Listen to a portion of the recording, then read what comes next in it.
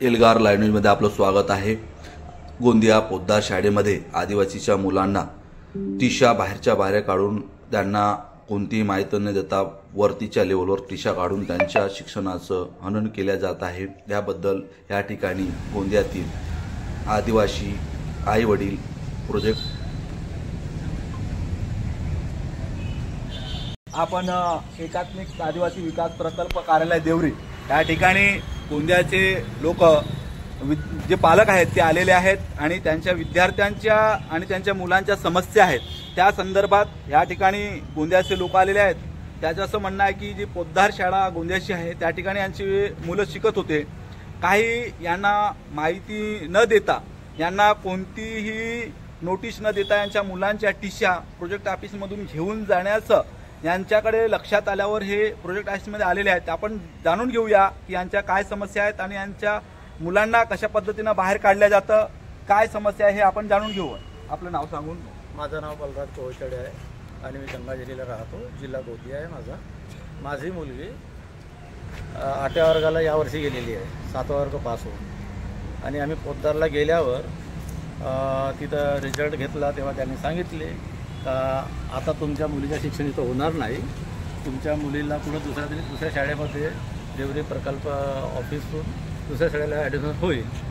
परंतु ती हॉस्टेल शाळा आहे आणि मुलांना सवय लागली आहे पहिल्या वर्गापासून की दररोज जाणे येणे करणे आणि घरी येणे, आणि आम्ही आपल्या मुलांना विचारला तर ते जाण्यात नकार देऊन राहिले, त्यांना मानसिक त्रास होत आहे। म्हणून आम्ही देवरी प्रकल्प अधिकाऱ्यांना भेटायला आलो आणि त्यांच्यासोबत भेटलो आणि आता आम्ही गावाकडे चाललो। त्या प्रकल्प अधिकारी बोलले का ती दुसऱ्या शाळांना पाठवू, शाळेचं नाव प्रोग्रेसिव्ह म्हणून, परंतु मुलं जायला तयार नाही आहेत आणि आम्ही सुद्धा तिथं पाठवायला तयार नाही आहोत। आमच्या मुलाची मानसिकता बिघडलेली आहे। या ठिकाणी यांच्या मुलांना जो प्रॉब्लेम आहे, मॅडम आपल्याला काय वाटतं की तुमच्या विद्यार्थ्यांना पोद्दारमधून बाहेर काढून ती नामांकित शाळा आहे पूर्णपणे बंद होत नाही, पण तुमच्याच मुलांना बाहेर काढण्यात येत आहे, त्याच्याबद्दल तुमचं काय म्हणणार? जातीवादच आहे हा, कारण बाकीचे मुलं तिथंच शिकणार आहेत आणि आदिवासीच मुलांना काढणार आहेत ते,